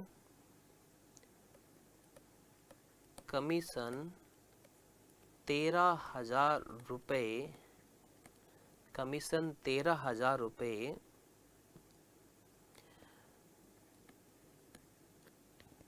कमीशन 13,000 रुपये 13 माह का चालू वर्ष में प्राप्त हुआ। कमीशन 13,000 रुपये 13 माह का चालू वर्ष में प्राप्त हुआ। इसका मतलब एक महीने का कमीशन कितना हो गया? 13,000 रुपये अगर 13 महीने का है तो एक महीने का कितना हो गया? 1,000। हमारा अकाउंटिंग पीरियड जो लेखा अवधि होती है वो 12 महीने की होती है, तो हमें क्या मिलना चाहिए? 12 महीने का ही कमीशन प्राप्त होना चाहिए, लेकिन अपने को मिल गया कितने का? 13 महीने का मिल गया। एक महीने का क्या मिल गया? एडवांस में मिल गया। इसको बोलते हैं अनअर्न्ड इनकम। अनअर्न्ड इनकम, अनुपार्जित कमीशन। अनअर्न्ड इनकम नहीं लिखेंगे, इसको नाम लिखेंगे इसका अनअर्न्ड कमीशन। इसका जो प्रॉपर नाम है वो हम फीड करेंगे, अनअर्न्ड कमीशन। अनअर्न्ड कमीशन कितना मिल गया आपको? 1,000 रुपये। अब इसके लिए पहले एंट्री करेंगे। एंट्री बनेगी इसकी commission account debit, commission account debit to unearned commission account. ये तो इसकी एंट्री बनेगी। और कितने रुपए आएंगे? 1,000, क्योंकि ये ज़्यादा मिले हैं, एक्स्ट्रा मिले हैं आपको। मिले तो 12 महीने के चाहिए थे, 13 महीने के मिल गए। अब इसको शो कैसे किया जाएगा? तो अपन इसको P&L की बात करते हैं, प्रॉफिट एंड लॉस अकाउंट। तो प्रॉफिट एंड लॉस अकाउंट के क्रेडिट साइड में इनकम है, इसका मतलब कौन सी साइड में जाएगी? क्रेडिट साइड में। बाय कमीशन, इसमें लिखा होता है 13,000, इसमें से कर देंगे माइनस अनअर्न्ड कमीशन कितना? 1,000, और बाहर कितना दिखाएंगे? 12,000। इस तरह से P&L के अंदर ये शो हो जाएगा। बाई कमीशन 13,000 माइनस कर देंगे अनअर्न्ड कमीशन, क्योंकि ये संबंधित मद में से क्या किया जाता है? घटा करके दिखाया जाता है। तो 1,000 घटा देंगे और बाहर दिखा देंगे 12,000। दूसरा इसका प्रेजेंटेशन होता है बैलेंस शीट के अंदर। तो बैलेंस शीट की जो लायबिलिटी साइड होती है, लेफ्ट हैंड साइड लायबिलिटी जो साइड होती है, इसके अंदर दिखाया जाएगा अनअर्न्ड कमीशन, अनअर्न्ड कमीशन 1,000। इस तरह से इसका एडजस्टमेंट हो जाता है। तो ये 4 बड़े महत्वपूर्ण हमारे समायोजन प्रविष्टियाँ थी। समायोजन प्रविष्टियों के अंदर पहली सबसे पहले हमने पढ़ी है बकाया व्यय, दूसरी हमने पढ़ी है पूर्वदत्त व्यय, तीसरा हमने पढ़ा है उपार्जित आय, चौथा हमने पढ़ा है अनुपार्जित आय, अनअर्न्ड इनकम। 4 महत्वपूर्ण हमने समायोजन पढ़े हैं। तो 4 महत्वपूर्ण हमने समायोजन प्रविष्टियाँ सीख ली है, बकाया व्यय, पूर्वदत्त व्यय, उपार्जित आय और अनुपार्जित आय। तो महत्वपूर्ण जो समायोजन है उनमें समायोजन जो प्रविष्टियाँ हैं हमारी, उन समायोजन प्रविष्टियों के अंदर समायोजन प्रविष्टियाँ, इसमें 5वीं हम समायोजन प्रविष्टि पढ़ रहे हैं, अंतिम स्टॉक। अंतिम स्टॉक, क्लोजिंग स्टॉक जिसको हम बोलते हैं, क्लोजिंग स्टॉक। क्लोजिंग जो स्टॉक है, अंतिम जो स्टॉक है, यानी लेखांकन वर्ष के अंत में बिना बिका हुआ माल अंतिम स्टॉक या क्लोजिंग स्टॉक कहलाता है। स्टॉक को हिंदी में हम रहतिया बोलते हैं, इन्वेंट्री भी बोलते हैं इंग्लिश के अंदर। तो लेखांकन वर्ष के अंत में बिना बिका हुआ माल अंतिम स्टॉक कहलाता है। अंतिम स्टॉक की जो लेखांकन प्रविष्टि है वो इस तरह से की जाती है, closing stock account debit to trading account. ये तो इसकी एंट्री की जाती है और इसको दो जगह पे दिखाया जाता है, एक तो व्यापार खाते के क्रेडिट साइड में और दूसरा बैलेंस शीट की असेट साइड में। दो जगह इसको शो किया जाता है। और अगर आपका क्लोजिंग स्टॉक ट्रायल बैलेंस के अंदर लिखा हुआ है तो केवल एक ही जगह लिखा जाएगा, वो बैलेंस शीट की असेट साइड में होगा। तो अपन बात करते हैं एंट्री की। क्लोजिंग स्टॉक के लिए जो एंट्री होती है वो एंट्री बनती है closing stock account debit, closing stock account debit to trading account. ये इसकी समायोजन प्रविष्टि होती है, closing stock account debit to trading account. अब इसके एक बात करते हैं समायोजन, यानी इसको कहाँ कहाँ पर दिखाया जाता है, शो किया जाता है, इसको एडजस्ट किया जाता है। नंबर 1, ट्रेडिंग अकाउंट के क्रेडिट साइड में। ट्रेडिंग अकाउंट की कौन सी साइड में? क्रेडिट साइड में दिखाया जाता है। और दूसरा बैलेंस शीट की एसेट साइड में, बैलेंस शीट की एसेट साइड में इसको दिखाया जाता है। और महत्वपूर्ण बात इसके लिए,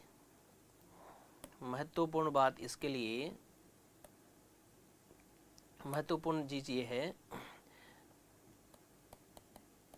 अगर केवल आपका तलपट के अंदर दे रखा है क्लोजिंग स्टॉक अगर आपको ट्रायल बैलेंस के अंदर दे रखा है तो इसे केवल चिट्ठे में दिखाया जाएगा, केवल बैलेंस शीट की असेट साइड में दिखाया जाएगा, फिर आप ट्रेडिंग अकाउंट में नहीं दिखाओगे।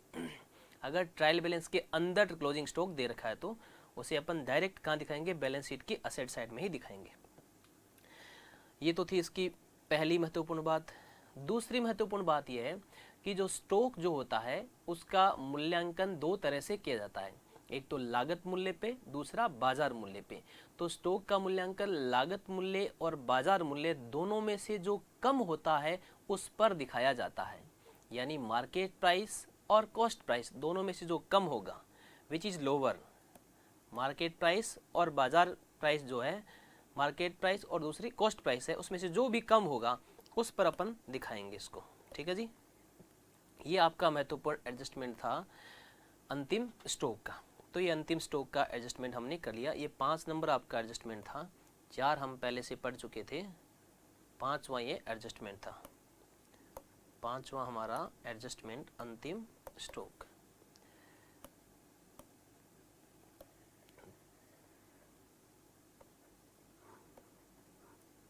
पांचवा जो एडजस्टमेंट है वो अंतिम स्टॉक। अब हम आगे बढ़ते हैं, जो हमारा समायोजन प्रविष्टियों का अगला पॉइंट है वो है 6 नंबर, प्रबंधकीय पारिश्रमिक, मैनेजरियल रेमुनरेशन, मैनेजरियल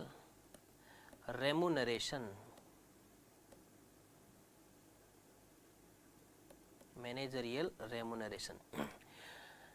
इसको प्रबंधकीय कमीशन भी बोलते हैं।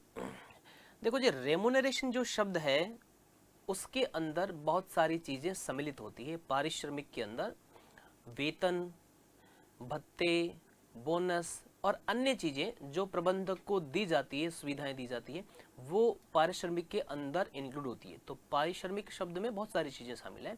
अगर उसको वेतन दे रहे हैं, बोनस दे रहे हैं, भत्ते दे रहे हैं और कुछ चीजें दे रहे हैं, वो सारा का सारा पारिश्रमिक के अंदर इंक्लूड होता है। तो इसको हम बोलते हैं रेमुनरेशन या पारिश्रमिक। तो मैनेजर को रेमुनरेशन मिलता है, पारिश्रमिक मिलता है, उसका भी एडजस्टमेंट हमें करना पड़ता है। मैनेजरियल रेमुनरेशन अगर बाकी है तो उसको अपन एडजस्ट करेंगे, क्योंकि वो लास्ट में दिया जाता है, जब प्रॉफिट निकालते हैं उस टाइम देते हैं। तो हम मैनेजरियल अगर रेमुनरेशन है तो उसकी एंट्री बनती है, इसको कमीशन भी बोल सकते हैं, थोड़ा सा इजी रहेगा, मैं कमीशन लिख देता हूँ। तो इसकी एंट्री बनती है manager commission account debit to outstanding manager commission, outstanding manager commission. ये मैनेजरियल कमीशन के लिए एडजस्टमेंट एंट्री बनती है। ठीक है, अब हम बात करते हैं इसका समायोजन कैसे किया जाएगा, यानी एडजस्टमेंट इसको कैसे किया जाएगा। नंबर फर्स्ट, सबसे पहले जो मैनेजरियल कमीशन है उसको प्रॉफिट एंड लॉस अकाउंट के डेबिट साइड में दिखाया जाएगा। कौन सी साइड में दिखाया जाएगा? डेबिट साइड में।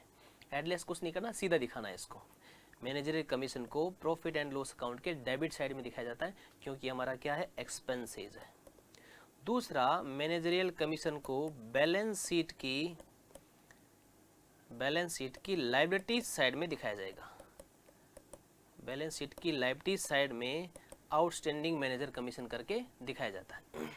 ये इसका एडजस्टमेंट है। ठीक है जी। और इसमें भी वही, अगर मैनेजर कमीशन आपका ट्रायल बैलेंस के अंदर दे रखा है तो केवल कहाँ दिखाएंगे? बैलेंस शीट के अंदर दिखाएंगे। मैनेजर कमीशन में एक महत्वपूर्ण चीज और है, वो ध्यान से समझना है। मैनेजर कमीशन या जो पारिश्रमिक है उसके अंदर बहुत महत्वपूर्ण चीज है। इसमें दो चीजें दे रखी होती है। आपको कहता है मैनेजर का कमीशन घटाने के पश्चात निश्चित दर से कमीशन, ऐसे एक वर्ड होता है। मैनेजर का कमीशन घटाने के पश्चात, मैनेजर का कमीशन घटाने के पश्चात या के बाद, मैनेजर का कमीशन घटाने के पश्चात या के बाद एक निश्चित दर से कमीशन।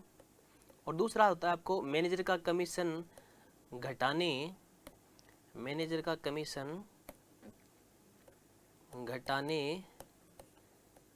से पूर्व, मैनेजर्स का कमीशन घटाने से पूर्व एक निश्चित दर से कमीशन। ये दो बातें होती है, दोनों को स्पेशली ध्यान रखना है। के पश्चात यानी आफ्टर, और के पूर्व यानी बिफोर। ऐसा कमीशन चार्ज करने के पश्चात और ऐसा कमीशन चार्ज करने के पूर्व, ये दो महत्वपूर्ण लैंग्वेज होती हैं। अब इसमें जैसा भी लिखा हुआ है क्वेश्चन के लैंग्वेज पर डिपेंड करता है। अगर आपको देखा रखा है कि ऐसा कमीशन घटाने के पश्चात आफ्टर, तो इसमें कमीशन निकालने का जो फॉर्मूला होगा वो इस तरह से होगा।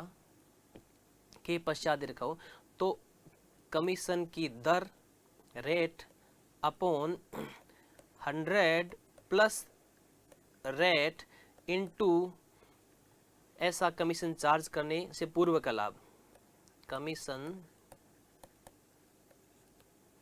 के पूर्व का लाभ, कमीशन के पूर्व का लाभ। ये फॉर्मूला कब यूज करेंगे? जब ये यूज कर रखी हो लाइन, आपको ये दे रखी हो घटाने के पश्चात, ऐसा कमीशन चार्ज करने के पश्चात या मैनेजर का कमीशन घटाने के पश्चात एक निश्चित दर से कमीशन, आफ्टर वर्ड आपको दे रखा हूं, तो ये फॉर्मूला यूज करना है।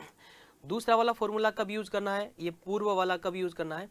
अगर आपको बिफोर दे रखा हो, ये कह रखा हो कि ऐसा कमीशन घटाने से पूर्व के लाभ का एक निश्चित प्रतिशत से आपको कमीशन देना है, तो यहाँ फॉर्मूला होगा दर यानी रेट अपॉन 100 इनटू कमीशन से पूर्व का लाभ, कमीशन से पूर्व का लाभ। ठीक है जी। तो ये दो महत्वपूर्ण चीजें हैं, ये मैनेजर के कमीशन में स्पेशली ध्यान रखना है। मैनेजर के कमीशन में स्पेशली आपको ध्यान रखना है।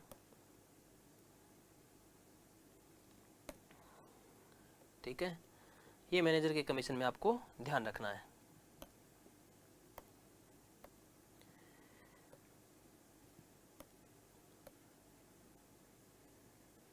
फॉर्मूला वापस लिख देता हूं इसका मैं, दर बटे 100 प्लस दर। ये तो कब यूज करना है? घटाने के पश्चात हो तब, और घटाने से पूर्व हो तो दर यानी रेट अपॉन 100 इंटू कमीशन से पूर्व का लाभ, ऐसा आपको करना है। ठीक है जी, ये आपको इस तरह से यूज करना है। तो एक एग्जांपल लेते हैं इसका छोटा सा। एक मैनेजर को 10% कमीशन, ऐसा कमीशन चार्ज करने के बाद के लाभों पर दिया जाता है, वर्ष के लाभ कमीशन से पूर्व, वर्ष के लाभ कमीशन से पूर्व है 22,000 रुपये। तो मैनेजर का कमीशन ज्ञात कीजिए। एक मैनेजर को कमीशन 10% ऐसा कमीशन चार्ज करने के बाद के लाभों पर दिया जाता है और वर्ष के लाभ कमीशन से पूर्व कितने हैं? 22,000 के। तो आपको लैंग्वेज यहाँ पकड़नी है, यहाँ ऐसा कमीशन चार्ज करने के बाद यानी पश्चात, तो फॉर्मूला ये यूज लगेगा। तो आपको कैसे निकालोगे? इसमें रेट आपको 10% दे रखिए, तो 10/100 + 10 यानी 110 इंटू 22,000 रुपये कमीशन है। तो 10 से 10 अपन काट देंगे, तो 2,000 रुपये मैनेजर का क्या हो जाएगा? कमीशन हो जाएगा। ये ऐसा कब करना है? जब के बाद दे रखा हो, और के पूर्व दे रखा हो तो रेट अपॉन 100 ही करना है।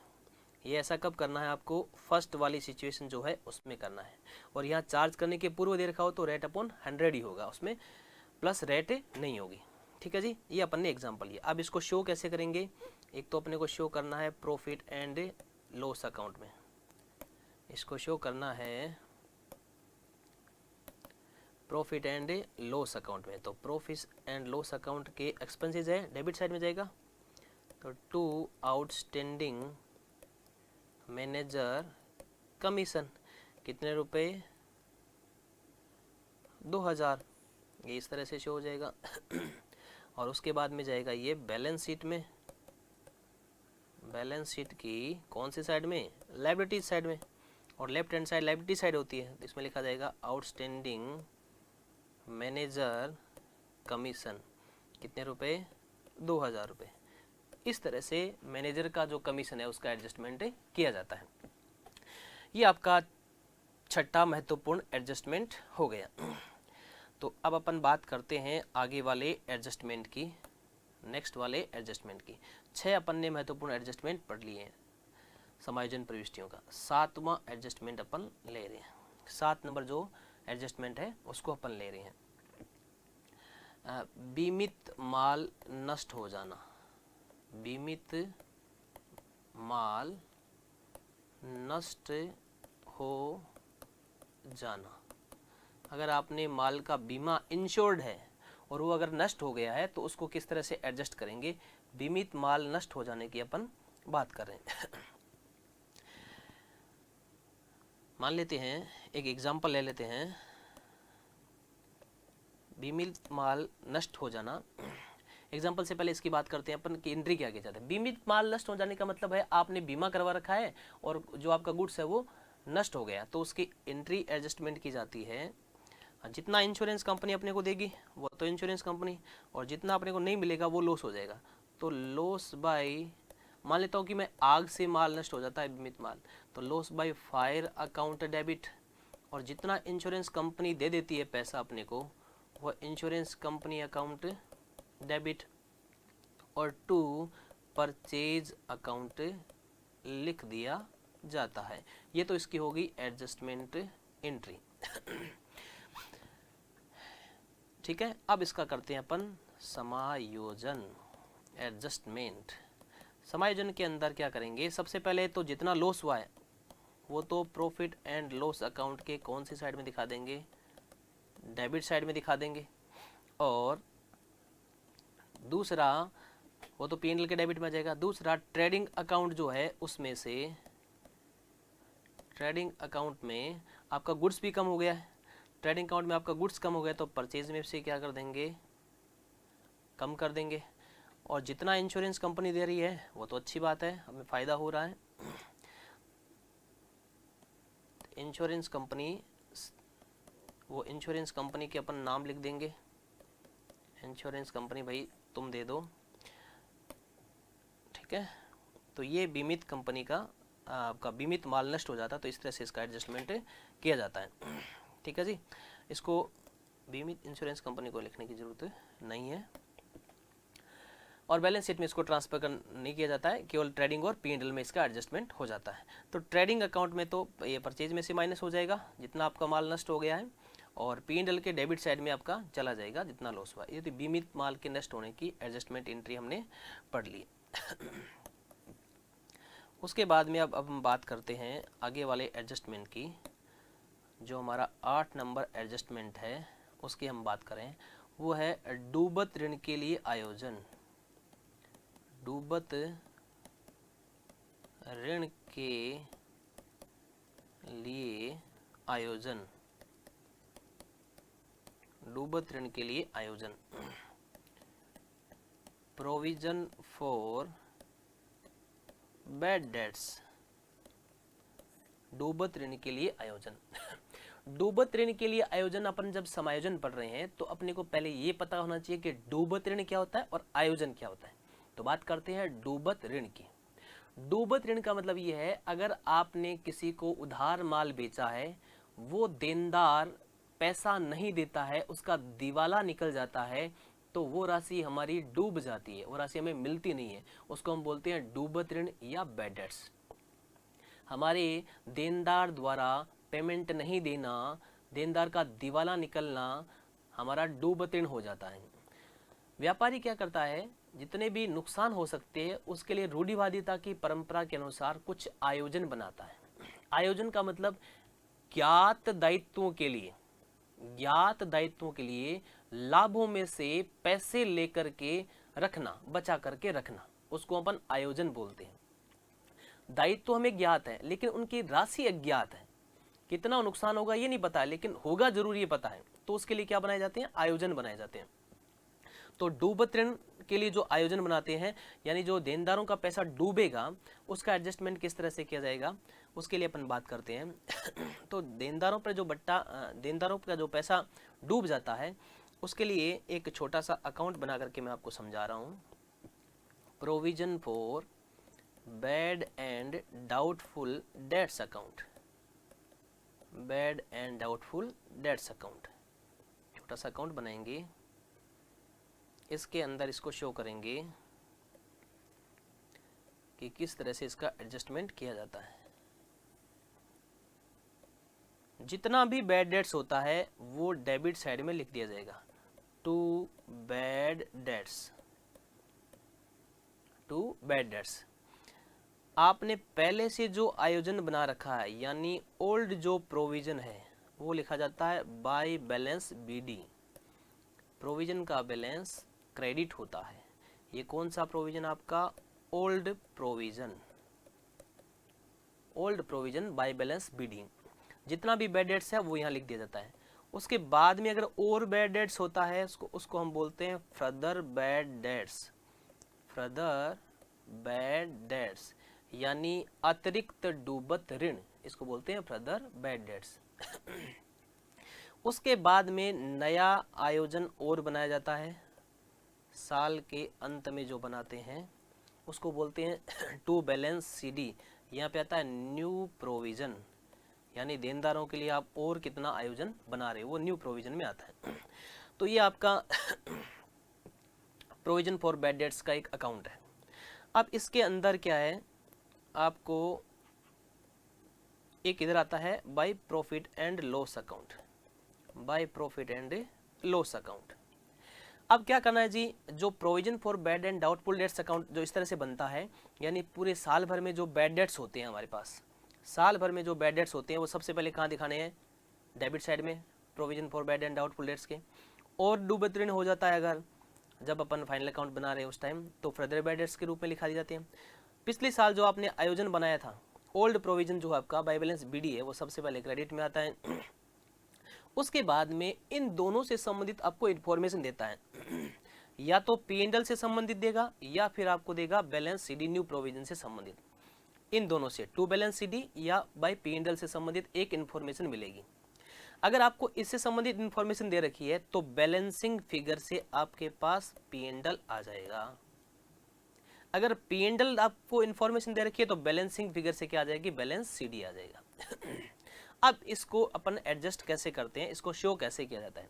ये जो न्यू प्रोविजन है टू बैलेंस सीडी के रूप में दिखाया गया है। इसको तो दिखाया जाता है बैलेंस शीट की असेट साइड में डेटर में से लेस करके। बैलेंस शीट की असेट साइड में डेटर में से क्या करेंगे, लेस करके दिखाएंगे इसको, न्यू प्रोविजन को। और ये जो P&L दिखा रखा है ये प्रॉफिट एंड लॉस अकाउंट के डेबिट साइड में दिखाया जाएगा, और नाम क्या लिखा जाएगा वहां पे, to provision for bad and doubtful debts का। तो ये दो इन्फॉर्मेशन इससे निकल जाती है डूबत ऋण के लिए, आयोजन के लिए।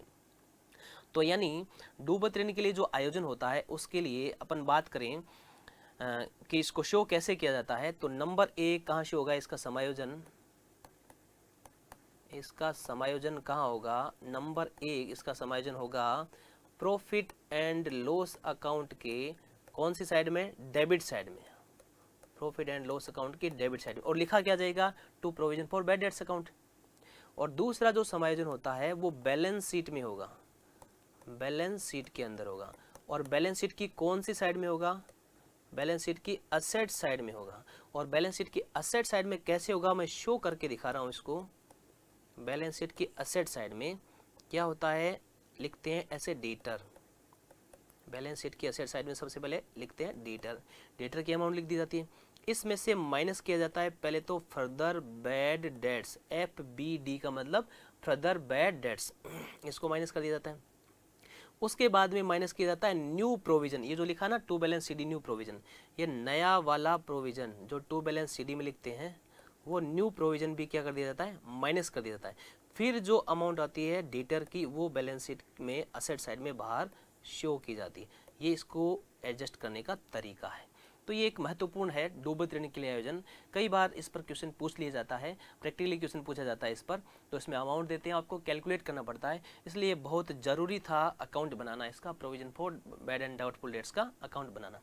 तो इसको मैंने अकाउंट बना करके आपको समझा दिया। एक बार शॉर्टली वापस देखिए, provision for bad debts account में सबसे पहले क्रेडिट में लिखा जाता है by balance BD old provision, जो आपको ट्रायल बैलेंस में दे रखा होता है। उसके बाद में बैड डेट्स जितने भी है वो डेबिट में ट्रांसफर किए जाते हैं। फर्दर बैड डेट्स यानी अतिरिक्त डूबत ऋण है वो भी डेबिट में ट्रांसफर किए जाते हैं। उसके बाद में दोनों के बारे में, या तो टू बैलेंस CD या बाय P&L के बारे में, एक के बारे में कोई इन्फॉर्मेशन होती है। अगर P&L के बारे में इन्फॉर्मेशन दे रखी है तो बैलेंसिंग फिगर से क्या आ जाएगा, टू बैलेंस CD, जिसको न्यू प्रोविजन बोलते हैं। अगर टू बैलेंस CD यानी न्यू प्रोविजन के बारे में इन्फॉर्मेशन दे रखी है तो बैलेंसिंग फिगर से क्या आएगा, प्रॉफिट एंड लॉस आ जाएगा। और ये दोनों ही हमारे अंतिम खातों में एडजस्ट किए जाते हैं, समायोजित किए जाते हैं। टू बैलेंस CD तो चला जाता है डेटर में से लेस होकर के, और जो P&L में लिखा है वो P&L के डेबिट साइड में आ जाता है। तो ये हमने समायोजन इधर देख लिया। P&L अकाउंट के डेबिट में आ जाएगा provision for bad and doubtful dates, और बैलेंस शीट की असेट साइड में इस तरह से असेट्स में शो करते हैं डूबत ऋण के लिए आयोजन को।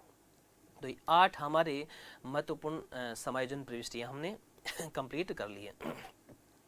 नवीं अपन कर रहे हैं, नवीं जो समायोजन प्रविष्टि है उसकी हम बात कर रहे हैं पूंजी पर ब्याज, पूंजी पर ब्याज, जिसको हम बोलते हैं इंटरेस्ट ऑन कैपिटल, पूंजी पर ब्याज। इंटरेस्ट ऑन कैपिटल के लिए जो समायोजन प्रविष्टि की जाती है वो होती है interest on capital account debit, business के लिए एक्सपेंसेस है, टू कैपिटल अकाउंट, ये इसकी समायोजन प्रविष्टि की जाती है। और इसको शो कैसे किया जाता है, समायोजन दिखाया कैसे जाता है, नंबर 1, क्योंकि हमारा एक्सपेंसेस है तो प्रॉफिट एंड लॉस अकाउंट की कौन सी साइड में जाएगा, डेबिट साइड में जाएगा। दूसरा, बैलेंस शीट के अंदर जो हम कैपिटल लिखते हैं कैपिटल अकाउंट में इसको ऐड करके दिखाते हैं, कैपिटल में क्या करते हैं, इसको जोड़ करके दिखाते हैं। ठीक है जी, बैलेंस शीट में कैपिटल में इंटरेस्ट ऑन कैपिटल को प्लस करके दिखाते हैं, जोड़ करके दिखाते हैं। 10वां हम समायोजन पढ़ रहे हैं आहरण पर ब्याज, आहरण पर ब्याज, इंटरेस्ट ऑन ड्रॉविंग। इसकी जो एडजस्टमेंट एंट्री है इंटरेस्ट ऑन ड्रॉविंग की वो एंट्री बनती है capital account debit to interest on drawings, ये या इसकी एक एंट्री और बनती है, वो होती है drawing account debit to interest on drawings account. ये दो महत्वपूर्ण, दोनों में से एक कोई भी एंट्री की जा सकती है। Capital account debit to interest on drawing या drawing account debit to interest on drawing. इसका समायोजन कैसे करते हैं, एडजस्टमेंट कैसे करते हैं? चूंकि बिजनेस की ये इनकम है तो पी एंड एल अकाउंट की कौन सी साइड में दिखाएंगे? इसको क्रेडिट साइड में दिखाएंगे। और दूसरा, बैलेंस शीट की जो लायबिलिटी साइड है, बैलेंस शीट की कौन सी side? Liability side. Liability side में एक मद होती है आपकी कैपिटल, उस कैपिटल में से लेस करके दिखाते हैं, कैपिटल में से घटा करके दिखाएंगे, कैपिटल में से माइनस करके दिखाएंगे। ये आपका है आर पर ब्याज का एडजस्टमेंट। तो interest on drawing, interest on capital और इंटरेस्ट ऑन ड्रॉविंग का भी ये एडजस्टमेंट हो गया। ये हमारे 10 महत्वपूर्ण हमने समायोजन पढ़ लिए हैं, 10 महत्वपूर्ण समायोजन प्रविष्टियां पढ़ ली है, जो बहुत ही महत्वपूर्ण है। एग्जाम में इनका प्रश्न पूछा ही पूछा जाता है। तो हमने आज के इस वीडियो के अंदर महत्वपूर्ण लेखांकन समायोजन पढ़े हैं।